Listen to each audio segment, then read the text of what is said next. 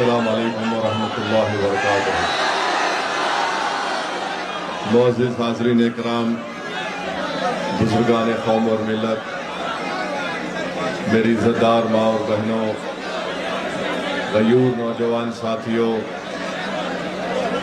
शहनशीन पर तशरीफ़ फरमा बिहार के मजलिस इत्तेहादुल मुस्लिमीन के सदर व रुकन असम्बली मोहतरम जनाब अख्तरुल ईमान साहब, जनाब माजिद हुसैन साहब रुकन असम्बली हैदराबाद, साबिक़ा रुकन असम्बली जनाब वारिस पठान साहब, आदिल हसन साहब, यहाँ के ज़िला प्रभारी तालिब रसूल साहब, ज़िला सदर रफ़ुल बारी साहब, मोहतरम जनाब शान अली खां साहब, डॉक्टर समीर रहमान, आसिफ अहसन, फैसल ख़ान, मुनन ख़ान, डॉक्टर राग़िब हसन साहब, फसीउज़्ज़मा खां साहब और मेरे तमाम मजलिस के मुअज़्ज़िज़ अरकान व मुहिबान मजलिस, मैं आप तमाम का शुक्रिया अदा करता हूँ कि आज आपने अपना कीमती वक्त निकाल कर इस सिलसिलाती धूप में, इस वसी मैदान में आज आप और हम जमा हुए हैं मजलिस इत्तेहादुल मुस्लिमीन के एक इंतखाबी जलसे में। मैं सबसे पहले आप तमाम का शुक्रिया अदा करना चाहता हूँ कि पिछले असम्बली के इलेक्शन में, इंतखाबात में आपने हमारे उस वक्त के उम्मीदवार मरहूम मसरूर आलम साहब को करीब 15,000 वोट आपने दिए थे, क्योंकि मैं उसके बाद पहली मरतबा आज यहाँ पर आपके दरमियान में आया हूँ। ये मेरा अखलाक़ी फ़रीज़ा है कि मैं आप तमाम का शुक्रिया अदा करूँ और मैं अल्लाह से दुआ करूँ कि अल्लाह सुब्हानहू व तआला मरहूम मसरूर आलम साहब की मग़फ़िरत फ़रमाए, अल्लाह उनके दर्जात को बुलंदी अता फ़रमाए। मेरे अज़ीज़ दोस्तों और बुज़ुर्गों, मजलिस इत्तेहादुल मुस्लिमीन का पैगाम यही है कि भारत के संविधान में और भारत के आईन में जिस बात का जिक्र किया गया, जिसको बाबा साहेब अम्बेडकर ने बनाया, जिसमें हमसे ये कहा गया कि अगर तुम आज़ादी, लिबर्टी चाहते हो, तुम इंसाफ, जस्टिस चाहते हो, तुम फ्रेटर्निटी, भाईचारगी चाहते हो, तो फिर आपको एक सियासी ताकत बनना पड़ेगा। उसी संविधान में उसकी दफ़ा 14 ये कहती है कि भारत में सबको बराबरी के हुकूक मिलेंगे, हिस्सेदार बनाया जाएगा, जिसको हिंदी में सामंता कहते हैं। मेरे अजीज़ दोस्तों और बुज़ुर्गों, यही लड़ाई मजलिस इत्तेहादुल मुस्लिमीन की बुनियादी लड़ाई है। हम चाहते हैं कि हमको हमारा हिस्सा मिले, जो कमज़ोर और मज़लूम है उनको ताकतवर बनाया जाए, उनकी लीडरशिप बने, तभी जाकर वो अपने तमाम हुकूक को, अपने मुतालबात को मनवा सकेंगे। और पिछले 60-65 साल से मजलिस इसी काम पर लगी हुई है। हमको कहीं पर कामयाबी मिली, कहीं पर हमको कामयाबी नहीं मिली, मगर अगर कामयाबी मिली तो हम अल्लाह का शुक्र अदा करते हैं और आवाम से जो हमने वादे किए उसको पूरा करने की कोशिश करते हैं। अगर हमको कामयाबी नहीं मिली तब भी हम अल्लाह का शुक्र अदा करते हैं, मगर हम अपने हौसलों को पस्त होने नहीं देते। यही पैगाम मैं आज इस सरजमीन पर बसने वाले गयूर अवाम को देने आया हूँ कि पिछले 5 साल पहले आप और हमने मिलकर बड़ी मेहनत की, हमको कामयाबी नहीं मिली, मगर हमारे हौसले आज भी बुलंद हैं और कल भी रहेंगे।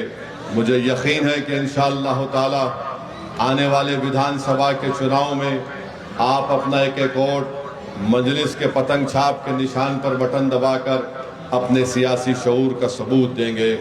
आज मसरूर आलम साहब हमारे दरमियान में नहीं है, मगर मजलिस को एक उम्मीदवार यहाँ से खड़ा करना है, तो मैं आपके दरमियान में खड़े होकर इस बात का ऐलान कर रहा हूँ कि इंशाअल्लाह ताला इस विधानसभा से अब की बार मजलिस इत्तेहादुल मुस्लिमीन के उम्मीदवार मेरे भाई जनाब शान अली खां साहब रहेंगे। मैं आपसे अपील करता हूँ कि आप तमाम मिलकर आप तमाम मिलकर उनके लिए मेहनत करें, दुआ करें और उनको कामयाब करें, ताकि शेरघाटी के इन गरीब और मजलूम अवाम की आवाज़ बिहार की विधानसभा में गूंजे। मेरे अजीज़ दोस्तों और बुजुर्गों, मेरी आपसे अपील है कि मजलिस ने एक ऐसे शख्स को अपना उम्मीदवार बनाया जिसने बहुत जुल्म को देखा। ज़ाती तौर पर उनके घर में जुल्म हुआ, मगर अल्हम्दुलिल्लाह आज शान अली और उनका पूरा परिवार ख़ानदान बहादुरी के साथ अवाम के दरमियान में खड़े होकर हक़ की लड़ाई लड़ रहे हैं। तो मेरी आपसे गुजारिश है कि आप मजलिस के उम्मीदवार को अपने दुआ और अपने वोटों से कामयाब और कामरान करें। वहीं पर मेरे अजीज़ दोस्तों और बुजुर्गों, शेरघाटी का एक बहुत बड़ा मसला है। पिछले बार जब मैं आया था, शायद इसी मुकाम पर इलेक्शन की मीटिंग हुई थी, उस वक्त भी मैंने आपसे कहा था कि राजद ने एक ऐसे उम्मीदवार को अपनी पार्टी में लाया है जिसका ताल्लुक विश्व हिंदू परिषद से था, मगर आपने कुछ और फैसला लिया। और आज आप देखते हैं कि उस वक्त राजद और तमाम दूसरी सियासी पार्टियां कह रही थी कि ओवैसी को अगर वोट डालेंगे या मजलिस को वोट डालेंगे तो भाजपा जीत जाएगी। बताइए, क्या बीजेपी जीती या आपका उम्मीदवार जीता? यहाँ से मेरे अजीज दोस्तों और बुजुर्गों, राजद और उसके साथी पार्टियों में इतनी ताकत नहीं है कि वो बीजेपी को रोक सके। अगर तेजस्वी यादव और उस अलायंस के जिम्मेदार लोग वाकई में बिहार में दोबारा नरेंद्र मोदी की पार्टी के शख्स को मुख्यमंत्री बनाने से रोकना चाहते हैं, तो मैं आज फिर से कह रहा हूं, आओ मजलिस इत्तेहादुल मुस्लिमीन से हाथ मिला लो। हम बिहार में मोदी को रोक देंगे, नीतीश कुमार को हरा देंगे। अगर आप हमारी इस पेशकश को कमजोरी की निशानी समझते हैं तो ये तुम्हारी नादानी है, ये तुम्हारा बचपना है, ये तुम्हारी वो दूरंदेशी तुम में नहीं है। और अगर इसका खमियाजा तुमको भी भुगतना पड़ेगा और कहीं ऐसा ना हो कि बिहार की जनता को पिछले 5 साल उन तमाम लोगों के जुल्म को सहना पड़े। मजलिस ने दिल खोल कर और पूरे इखलास के साथ लालू प्रसाद यादव साहब को और तेजस्वी यादव को खत लिखकर कहा कि आओ हमको सिर्फ 6 सीट दे दो। 5 हमारे विधायक एमएलए तो पिछली मर्तबा कामयाब हो चुके थे, बावजूद इसके कि हमारे 4 विधायक को राजद ने खरीद लिया। उन बेईमानों ने अपनी जमीर को बेचकर अवाम को धोखा किया। हमने आगे बढ़कर कहा कि आओ, मगर अगर वो इसकी कमजोरी की निशानी समझते हैं तो इसकी नाई इनकी नादानी है। मगर मैं राजद के लोगों को बताना चाह रहा हूँ, ये हाथ जो तुम्हारे आगे बढ़े हैं दोस्ती के लिए, ये भीख नहीं मांग रहे हैं, ये 19% अक़लियतें अपना हक मांग रही हैं। अगर तुम कमजोरी समझते हो तो याद रखो, ये हाथ बड़े दराज हैं, तुम्हारे गिरेबान के तार से भी खेलने को तैयार हैं। मेरे अजीज दोस्तों और बुजुर्गों, शेरघाटी में सबसे बड़ा मसला है, जिला यहाँ पर बनना चाहिए। 4 विधानसभा यहाँ पर है। राजद के आपके विधायक को आपने कामयाब किया। नीतीश कुमार मुख्यमंत्री हैं, 20 साल से मुख्यमंत्री हैं, मगर शेरघाटी की जनता चाहती है कि यहाँ पर इसको जिला बनाया जाए, उसको नहीं बना सके। यहाँ के नौजवान के पास कोई नौकरी नहीं है। नीतीश कुमार ने, मोदी ने यहाँ के नौजवानों को, बल्कि बिहार के नौजवानों को, इनकी बेरोजगारी उनका मुकद्दर बना दिया। आज आप देखते हैं कि पलायन होता है, हर नौजवान 17-18 साल का होता है तो उसको अपना घर छोड़कर हिंदुस्तान के कोने कोने में जाना पड़ता है ताकि गरीबी और मुफलिसी का इसका परिवार या वो खुद शिकार ना हो जाए। मेरे अजीज दोस्तों और बुजुर्गों, नरेंद्र मोदी और नीतीश कुमार एक ऐसे बादशाह की तरह है कि अगर कोई नौजवान पानी में डूब रहा है तो बजाय उसको पानी से निकाला जाए, ये दोनों उस पर पत्थर फेंक कर उसको जख्मी करते हैं, फिर उस पर बर्छे मारकर उसको जख्मी कर कर उसको तलवार उसके हाथ में देखकर उसको खींचते हैं। ये इनका तरीका है नौजवानों को बचाने का। यहाँ पर अस्पताल भी नहीं है, यहाँ पर एक अस्पताल भी नहीं है। मुझे यकीन है कि इंशाअल्लाह ताला अगर आप जनाब शान अली खां को यहाँ से अपना विधायक बनाएंगे तो यकीनन किसानों से भी इंसाफ होगा, यहाँ पर एक बड़ा अस्पताल बनेगा। और मैं आपसे वादा कर रहा हूँ, आपसे वादा कर रहा हूँ कि मजलिस आपसे वादा कर रही है कि आप यहाँ से अपने विधायक को कामयाब करिए। शान अली खां को एक 17 आवाज हॉस्टल बनाया जाएगा अक़लियती बच्चों के लिए।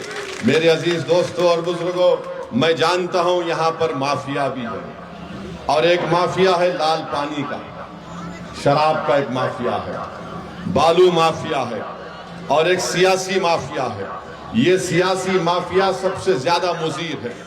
ये सियासी माफिया शेरघाटी के गयूर अवाम को और बिलखुसूस हमारे नौजवानों को समझता है कि इनकी कोई हैसियत नहीं है। इनकी हैसियत इतनी है कि इनसे वोट लो और इनको भूल जाओ। मैं उस सियासी माफिया से कह रहा हूं कि इंशाअल्लाह ताला अब की बार शेरघाटी का नौजवान, अब की बार शेरघाटी की हमारी माँ और बहनें, अब की बार हमारी शेरघाटी की बुजुर्ग तुम्हारी दुकान को बंद करके उसको ताला लगाकर उसको पानी में फेंक देंगे, नदी में, क्योंकि ये सियासी माफिया आपको हमेशा इस्तेमाल करता है और इलेक्शन के बाद आप तमाम को भूल कर चले जाते हैं। आज वक्त आया है कि हम विधानसभा के चुनाव में इस सियासी माफिया को पतन छाप के निशान पर बटन दबाकर आप मजलिस इत्तेहादुल मुस्लिमीन को कामयाब करिए। बीजेपी को और नीतीश कुमार को रोकना है, हर तरीके से रोकना है, जमहूरी तरीके से। क्या आप इस बात को सच नहीं मानते कि आज रिश्वत का बाजार बहुत गर्म है, भ्रष्टाचार इतना गर्म है कि शेरघाटी में जनता कहती है कि गवर्नमेंट का दफ्तर यानी रिश्वत का सेंटर बन चुका है। अगर कोई म्यूटेशन कराने जाता है तो उसको कम से कम 1600 रुपए से 3000 देना पड़ता है। रजिस्ट्री कराने जाता है तो उसको 3000 रुपये लगते, वरना जांच हो जाती है। आवास योजना चाहिए, रिश्वत दो। पेंशन चाहिए, रिश्वत दो। इसके बावजूद भी नरेंद्र मोदी दिल्ली में बैठकर बोलते हैं ना मैं खाऊंगा ना खाने दूंगा, मगर बिहार में जो कुछ हो रहा है मेरे कान को नहीं सुनाई देता, मेरे आंख को दिखाई नहीं देता। ये रिश्वत का बाजार पूरा गर्म है बिहार में। 20 साल सत्ता में रहने के बावजूद नीतीश कुमार की कमजोर और बकवास सरकार 20 साल के बाद आज कह रही है कि हम 10,000 रुपये महिला के अकाउंट में डालेंगे। आपको मालूम शेरघाटी में ये जो करप्शन गवर्नमेंट के दफ्तर में होता है, कम से कम एक दिन का करप्शन 15 से 20 लाख रुपए का होता है। अब 5 साल में, एक साल में 365 दिन, हिसाब लगा लो आप, एक दिन 10 से 15 लाख की रिश्वत ली जाती है। और 5 साल के बाद, बल्कि 20 साल की सत्ता के बाद नीतीश कुमार नरेंद्र मोदी के कहते हैं कि भाइयों बहनों हमने 5 साल दबा के लूटा, अब आपको 10,000 रुपये देते हैं वापस। ये इनका मकसद है। और फिर आप जानते हैं कि शेरघाटी में क्या क्या नहीं हो रहा है, बल्कि आपको एक लिस्ट बनाकर लाया हूं मैं। यहां पर आप देखते हैं कि अक्टूबर 2025 में एक 24 साल दीपक को गोली मारकर नया बाजार रजिस्ट्री ऑफिस में हत्या कर दी गई। सिर्फ 30 मीटर दूर पुलिस स्टेशन था और हजरत पुलिस आराम से सो रही थी। हजरत पुलिस आराम से सो रही थी और ये बेचारा 24 साल दीपक को गोली मारकर हत्या कर दी। और बाद में हत्या करने वाले उसी के रिश्तेदार ने हजरत पुलिस को जाकर कहा कि भैया हम आ गए, हमको गिरफ्तार कर दीजिए। फिर उसके बाद आइए आप, जुलाई 2025 में एक रिटायर्ड डॉक्टर तपेश्वर सिंह को स्कूटर मोटरसाइकिल पर जाने वाले लोगों ने गोली मार दी। मालूम हुआ कि प्रॉपर्टी का, जायदाद का झगड़ा था, नीतीश कुमार को खबर नहीं। फिर जनवरी 2025 में रमा कॉलोनी शेरघाटी में बम ब्लास्ट हुआ, बम बनाते हुए लोगों को, इसका किसी को हजरत पुलिस को पता नहीं। फिर एक 6 साल की बच्ची 2024 में उसको किडनैप किया गया, उससे बदसलूकी की गई उस बच्ची को, और मुरहार नदी में उचिरवन गांव में उसकी लाश मिली। बताइए क्या हो रहा है। फिर आप देखिए, बम बना रहे थे 2025 में काशनार गांव में, 60 बम बना रहे थे। ये क्या कर रही है यहाँ की सरकार। और फिर सैलाब आता है, जैसा कि 2025 के मानसून में गोपालपुर, पलहाट, कुबड़ी में पूरा गांव पानी में डूब चुका है, कलवट बह चुके हैं, यहाँ पर लोग जा नहीं सकते। ये हाल शेर घाटी का है मेरे अजीज दोस्तों और बुजुर्गों। जीटी रोड और अंदर के गांव जो है शेर घाटी ब्लॉक में रोड ही नहीं है। फिर आप अस्पताल माशाल्लाह जितना बोले उसके बारे में कम है। लॉ एंड ऑर्डर का जिक्र कर दिया, और हर चीज में आप देखते हैं कि किसानों का, उनकी फसल का नुकसान हो रहा है, इसका कोई पैमाना नहीं है। मेरे अजीज दोस्तों और बुजुर्गों, ये हाल आपकी विधानसभा का है। अब आप अंदाजा लगाइए पूरे बिहार में क्या हो रहा होगा। इसके बावजूद भी अगर हम नीतीश कुमार और बीजेपी को नहीं रोकेंगे तो इसका सबसे बड़ा नुकसान बिहार की जनता को होगा, सेकुलरिज्म को होगा, हमारे संविधान को होगा। और मेरे अजीज दोस्तों और बुजुर्गों, सबसे शर्मनाक हरकत हमारे भारत के सुप्रीम कोर्ट में हुई कि एक शख्स जिसका नाम रोशन राकेश किशोर था, इसने चीफ जस्टिस के इजलास में कोर्ट नंबर 1 में चीफ जस्टिस के सामने जूता उतार कर फेंक दिया उसके कोर्ट में। इसका नाम क्या था? राकेश किशोर। हमारे भारत की सबसे बड़ी कोर्ट, सुप्रीम कोर्ट के जज जो है वो दूसरे दलित जज हैं। मैं हमारे दलित भाइयों को पैगाम देना चाह रहा हूं, हमारे अंबेडकरवादी आइडियोलॉजी को मानने वालों को पैगाम दे रहा हूं, जो बाबा साहेब अंबेडकर को मानते हैं उनको पैगाम दे रहा हूं, उन भारत के नागरिकों को जो संविधान को मानते हैं उनको पैगाम दे रहा हूं। ये तारीखी सरजमीन में खड़े होकर बोल रहा हूं, चीफ जस्टिस ऑफ इंडिया के कोर्ट में एक शख्स अपना जूता उठाकर चीफ जस्टिस के कोर्ट में फेंकता है। मेरे भाई आप बताइए क्या हो रहा है। और जब उस शख्स ने नारा क्या लगाया, सुप्रीम कोर्ट के चीफ जस्टिस के इजलास में नारा क्या लगाया कि सनातन धर्म का अपमान नहीं सहेगा हिंदुस्तान। उसने नारा लगाया और अपनी जेब से उसके कागज भी निकला, उसमें लिखा था कि सनातन धर्म का अपमान नहीं सहेगा हिंदुस्तान। हम मोदी से पूछना चाह रहे हैं, मोहन भगवत से पूछना चाह रहे हैं, नीतीश कुमार से पूछना चाह रहे हैं, बताओ इस शख्स में इतनी हिम्मत कैसे आई कि वो सुप्रीम कोर्ट के चीफ जस्टिस के इजलास में जाकर जूता उठाकर भारत के दूसरे दलित चीफ जस्टिस ऑफ इंडिया की तरफ फेंके। नरेंद्र मोदी 11 साल आपके प्रधानमंत्री की मौजूदगी में इस तरह का जहर फैला दिया आपने। इसको हिम्मत कैसा हुई इस राकेश किशोर को? इसको ताकत कहां से मिली? इसने क्यों लिखा ये कि सनातन धर्म का अपमान नहीं सहेगा हिंदुस्तान? बताओ मोदी जी, क्या आपकी सरकार और आपकी पॉलिसियां जिम्मेदार नहीं है? जबकि सुप्रीम कोर्ट के चीफ जस्टिस ने कोई फैसला नहीं दिया, कुछ बात नहीं कि एक ओरल ऑब्जर्वेशन था उनका, मगर इसको तकलीफ हुई इस राकेश किशोर को। इसने चीफ जस्टिस ऑफ इंडिया के इजलास में आकर जूता उठाकर फेंक दिया। उसको अब तक गिरफ्तार नहीं करी पुलिस। अगर उसका नाम असद होता तो अब तक मुझे गिरफ्तार कर लिया जाता। नाम क्या था? राकेश किशोर। ऊपर वाले हैं, बड़े लोग हैं, हम कमतर हैं। सुनो मेरे दलित भाइयों, चीफ जस्टिस ने कहा कि मैं कंप्लेन नहीं करूंगा, ठीक है, मगर मैं बड़ी इज्जत के साथ चीफ जस्टिस के इस फैसले को नहीं मानता, क्योंकि सवाल आप पर जूता फेंकने का नहीं है। क्योंकि आए दिन हम देखते हैं कि दलितों को पीटा जाता है, मारा जाता है, मूंछ अगर रखते हैं या अगर घोड़े पर बैठकर अपनी बारात निकालता है तो नहीं निकालने दिया जाता। चीफ जस्टिस ने कंप्लेन नहीं की, हम मानते हो सही नहीं था, मगर दिल्ली पुलिस को क्या हुआ? दिल्ली पुलिस 100 मोटो एक्शन ले सकती।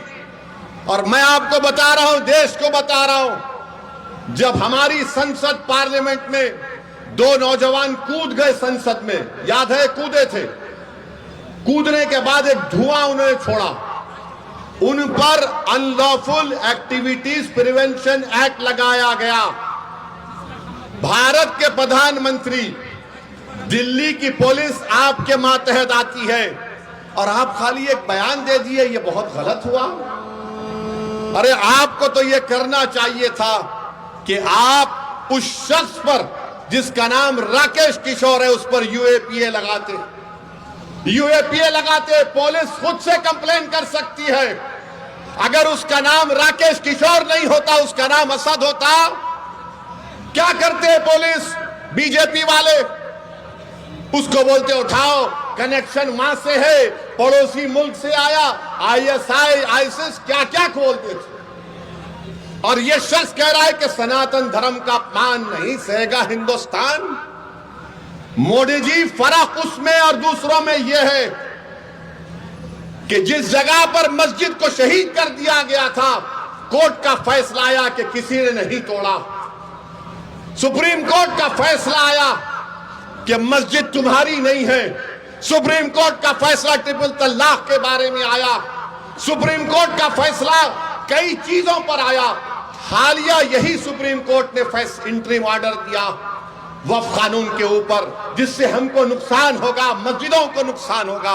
मगर जो संविधान को मानते हैं, जो संविधान को मानते, उन्होंने कहा कि हम कोर्ट के फैसले से खुश नहीं है, यह फैसला गलत है। क्या हमने धर्म का नाम लेकर किसी पर जूता उठाया? बताओ ये लोग कौन हैं? ये वो लोग हैं जिनको नरेंद्र मोदी की हुकूमत ने ताकत बख्श दी। ये वो लोग हैं जिनके दिलों में जहर उगल दिया गया। ये वो लोग हैं, आज भी राकेश किशोर बोलता है कि मुझे किसी चीज की परवाह नहीं है, मुझे कोई गम नहीं है कि मैंने चीफ जस्टिस ऑफ इंडिया के सामने जूता उठाकर फेंका। ये क्या हो रहा है हमारे देश में? इंसाफ की जगह पर इस तरह की हरकत हो रही है और दिल्ली की पुलिस उसको गिरफ्तार भी नहीं करती। मुबारक हो तुम्हारी बहादुरी पर, मुबारक हो कि तुम खामोश बैठे हो। अरे अगर चीफ जस्टिस कंप्लेन नहीं करते तो तुम तो एक्शन ले सकते थे, लेकर जाते हो उसको। उत्तर प्रदेश में बच्चों को पकड़ा जाता है, पीटा जाता है और पुलिस की गाड़ी से उतारकर उनको बोलते हैं कि कान पकड़कर माफी मांगो, क्योंकि उसका नाम राकेश किशोर है। क्या तुम्हारा बाप लगता वो? तुम्हारा ससुरा लगता वो कि तुम उस पे केस नहीं बुक करते? और कोई पोस्टर उठाता है तो 1300 लोगों पे केस बुक हो जाता है, 40 गिरफ्तार हो जाते।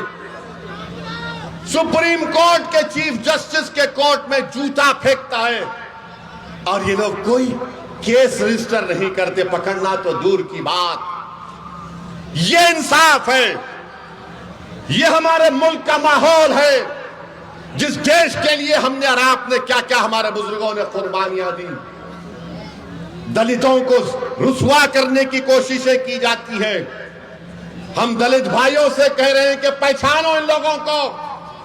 बीजेपी तुम्हारी दोस्त नहीं बन सकती, मोदी तुम्हारा हमदर्द नहीं बन सकता। भारत की तारीख का दूसरा दलित चीफ जस्टिस ऑफ इंडिया है। ये चीफ जस्टिस ऑफ इंडिया के वालिद जो थे, उनके वालिद, जब बाबा साहेब अंबेडकर ने हिंदुइज्म को छोड़कर नागपुर में बौद्ध मजहब को इख्तियार किया तो उनके वालिद साथ थे बाबा साहेब अंबेडकर के। मेरे भाई, ये हालात हैं वतन अजीज के। मैं आपसे अपील कर रहा हूं कि आप मुत्तहिदा तौर पर अपने के कोर्ट का इस्तेमाल करिए। राजद की जो आज की लीडरशिप है वो नादान है, दूरअंदेशी उनमें नहीं है। वो समझ रहे हैं कि अपने ताकत पे सब कुछ कर लेंगे। अरे तुम नहीं कर पाओगे, तुम नहीं कर पाओगे। तुम अगर सबको उसका हिस्सा दोगे, तुम बराबरी की बात करोगे, तो बीजेपी और मोदी को रोका जा सकता है। हम बिहार में आज भी कह रहे हैं, मगर मेरे भाई कल जब नतीजे आएंगे आप गवाह रहना कि मजलिस ने कोशिश की थी, इन लोगों ने हमारी बात को नहीं माना। हम इनको पुकार पुकार कर कह रहे थे। मेरी पार्टी के मरहूम सदर कहते थे कि मजलिस वो पार्टी है जो हवाओं को सूंघ कर बोलती है कि सैलाब आने वाला है। हम में और उनमें फर्क ये है कि हम देख रहे हैं कि तूफान आने वाला है, और ये लोग पानी से भीग कर कहेंगे कि हाँ अब सैलाब आ गया। जब बहुत देर हो जाएगी याद रखो, जब बहुत देर हो जाएगी याद रखो। मुझ पर इल्जाम लगाते, आज से 1 महीना पहले नायब सदर जमहूरिया वाइस प्रेसिडेंट ऑफ इंडिया का इलेक्शन हुआ। मैंने किसको वोट दिया बताओ? मैंने इंडिया अलायंस के उम्मीदवार को वोट दिया। हमारी रियासत के चीफ मिनिस्टर रेवंत रेड्डी ने मुझसे कहा, ओवैसी भाई साथ दो। उम्मीदवार सुदर्शन रेड्डी, वो भी सुप्रीम कोर्ट के रिटायर्ड जज थे। मैंने जाकर उनको वोट दिया। जब क्या था मैं, जब तुमको वोट की जरूरत थी तो मैं दूध का धुलावा हो गया। आज जब मैं इन गरीब और मजलूमों को लीडर बनाना चाहता हूं तो मैं बुरा हो जाता हूं। सुनो शेर घाटी के नौजवानों बुजुर्गों, मैं हैदराबाद से पहले भी तो आपके दरमियान में आया था, आज भी आया हूं और कल भी आऊंगा इंशाअल्लाह ताला। मैं सिर्फ तुम्हारे वोटों के लिए, इलेक्शन के लिए नहीं आ रहा हूं। मैं इसलिए आ रहा हूं कि मैं ये देखना चाह रहा हूं कि अल्लाह सुब्हाना व तआला मेरी जिंदगी को खत्म करने से पहले मैं चाहता हूं कि तुम नेता बनो, तुम नेता बनो, तुम लीडर बनो। मैं चाहता हूं कि तुम कायद बनो। मैं चाहता हूं कि लोग तुम्हारे सामने, तुम्हारे आगे पीछे दौड़े और जिंदाबाद के नारे मजलिस के और तुम्हारे लगाएं। मैं हैदराबाद से इसलिए यहां पर नहीं आ रहा हूं कि कोई हैदराबादी को शेर घाटी से खड़ा करूं। मैं हैदराबाद से यहां इसलिए नहीं आ रहा हूं कि तुम्हारे वोट को लेकर अपने जमीर का सौदा खुदा ना खास्ता कर लूं। वैसे दुनिया में कोई ऐसा मैका लाल पैदा नहीं हुआ जो असदुद्दीन ओवैसी को खरीद सके। मैं यहां पर इसलिए आया हूं शेर घाटी के मेरे गयूर नौजवानों बुजुर्गों, मेरी इज्जतदार मां और बहनों के आपको इंसाफ मिले। मैं इसलिए आ रहा हूं कि इंसाफ मिलना चाहिए। जो यहां पर मसाइल हैं इस विधानसभा में वो खत्म होने चाहिए। यहां पर नफरत का खात्मा होना चाहिए। यहां पर पूरे समाज को मिलकर आराम से इत्मीनान से रहना चाहिए। मैं इसलिए आया हूं मेरे अजीज दोस्तों और बुजुर्गों, मेरा आने का मकसद सिर्फ यही है कि आपकी लीडरशिप बने। भारत के संविधान बनाने वालों ने हमसे कहा था, बल्कि बाबा साहब अम्बेडकर ने कहा था कि तुम अगर इंसाफ चाहते हो, तुम अगर भाईचारगी चाहते हो, तुम अगर आजादी चाहते हो तो वोट लो और नेता बनो। वोट लो और नेता बनो। याद रखो, किसी एक शख्स के लिए, खानदान के लिए 60 साल तक आप एक पार्टी को वोट डालते आए हैं। सेक्युलरिज्म के नाम पर जितना हमने धोखा खाया किसी ने नहीं खाया। फसादात हुए, बर्बाद हुए, खानदान के लोग कट गए, फिर भी हमने कहा नहीं अब डालेंगे वोट सेक्युलरिज्म की बका के लिए। बताओ बुजुर्गों, मैं आपसे अपील कर रहा हूं, जब आप मतदान के दिन, हक राय दही के दिन वोट डालने जाएंगे, आप अपने चेहरे को मत देखो, इन बच्चों के चेहरों को देखो। आप इनके मासूम आंखों को देखो। उनके ख्वाबों को पूरा करने की कोशिश करने के लिए आपको मजलिस को वोट डालना पड़ेगा। हमारे बुजुर्गों को मैं हाथ जोड़ के अपील कर रहा हूं कि आपने अपनी भरी जवानी इन जालिमों के लिए खपा दी जो पटना में बैठकर हम पर जुल्म करते हैं। अब इन बच्चों की खातिर आपको अपनी लीडरशिप को बनाना। और अगर कोई कहता है मजलिस किसी मजहब के खिलाफ है, तो चुनाव से पहले किसी एक जगह बता दो। तुम लाखों के मजमे का ला लो, मैं अकेले आऊंगा, बहस कर लेंगे, तुम 5 मिनट ठहर नहीं सकोगे। मैं किसी मजहब के खिलाफ था ना कभी रहूंगा। हाँ, मैं मुसलमान हूं और सच्चा मुसलमान वो है जो किसी मजहब के खिलाफ नहीं हो सकता। मैं नहीं हूं। अगर मैं कमजोरों को ताकतवर बनाने की बात करना जुर्म है, अगर मजलूमों को ताकत इंसाफ दिलाना जुर्म है, तो सुनो पटना में बैठकर जुल्म करने वालों, दिल्ली में बैठकर जुल्म करने वालों, मैं ये जुर्म जब तक अल्लाह जिंदा रखेगा मैं करूंगा ये जुर्म। मेरे अजीज दोस्तों और बुजुर्गों, मेरी आखिर में आपसे अपील है कि आपको डरने और घबराने की जरूरत नहीं है। अपने हिम्मत और हौसले को बुलंद रखिए। हमारे मुकद्दर के फैसले रब्बे कायनात करने वाला है, मगर इसका यह मतलब नहीं है कि हम हाथ पर हाथ रखकर बैठ जाएं, बल्कि हमको जुस्तजू करना है, मेहनत करना है, कुर्बानियां देना है, आगे बढ़ना है, अपने हक को हासिल करना है। याद रखो, कोई तुम्हारे हक को लाकर तश्तरी में रखकर तुमको नहीं देगा।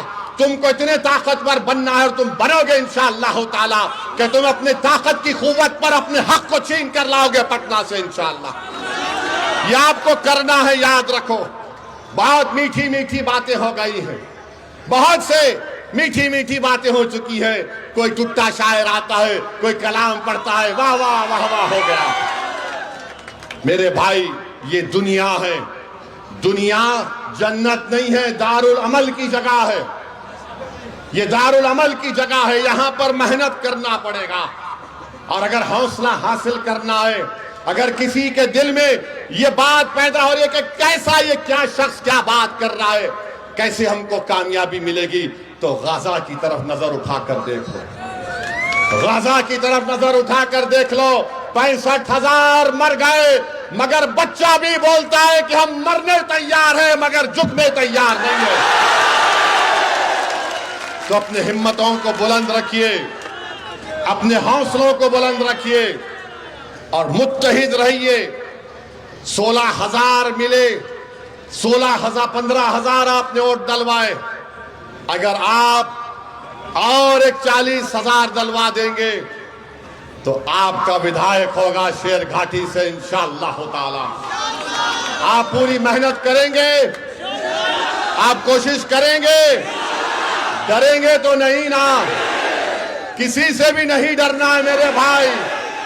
जिंदगी एक ही बार, जिंदगी में कोई मरता है तो एक ही मर्तबा मरता है, एक ही मर्तबा, बार बार नहीं मरते। एक ही जिंदगी है और आप एक गैयोरों की तरह जिंदगी गुजारे। मैं जानता हूं आपकी तारीख को, मैंने तुम्हारे बहादुरी के अफसाने कहानियां मैंने सुनी अपने बड़ों की जबान से। तुमको अपने बुजुर्गों की उस बहादुरी को जिंदा करना है। तुमको बताना है कि हमारे बुजुर्ग तो जिंदा नहीं है, मगर उनकी कुर्बानियों से हम उनको जिंदा रखेंगे, बुज़दिली से नहीं रखेंगे इंशाअल्लाह ताला। तो आओ एक अहद ले लो कि मतदान के दिन यहां पर आपका एक एक वोट पतंग छाप पर बटन दबेगा, बटन दबेगा पतंग छाप पर। आप अपने इत्तेहाद को मजबूत रखेंगे, मोदी नीतीश कुमार को हराएंगे, राजद को सबक सिखाएंगे। सिखाइए सबक। विश्व हिंदू परिषद की उम्मीदवार को लाकर खड़ा करके जिता दिया। विश्व हिंदू परिषद की दुर्गा वाहिनी के उम्मीदवार को लाके खड़ा कर दिया। आज हम आपको एक बेहतरीन उम्मीदवार दिए हैं। मेरी आप तमाम से गुजारिश है कि शान अली खान को आपको कामयाब और कामरान करना है, तो लगाइए मेरे साथ नारा, शान अली खान जिंदाबाद, शान अली खान जिंदाबाद, मजलिस इत्तेहादुल मुस्लिमीन जिंदाबाद, पतंग छाप जिंदाबाद, पतंग छाप। अस्सलाम वालेकुम।